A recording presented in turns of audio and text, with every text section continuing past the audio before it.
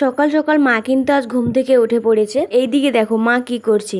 আমাদের তো বাড়িতে গরু আছে আর খাঁটি দুধ দেয়, সেখান থেকে অনেকদিন ধরে দুধ আর সর তুলে জমে রেখে আজকে কিন্তু মাখন তুলেছে মা। এই মাখন থেকে কিন্তু সুন্দর ঘি বেরোবে আর খাঁটি ঘি। আর বাইরে কিন্তু প্রচন্ড বর্ষা হচ্ছে, এই বর্ষার সময় আলু সেদ্ধের সঙ্গে ঘি মাখা খেতে কার কার ভালো লাগে কমেন্ট করে অবশ্যই জানিও।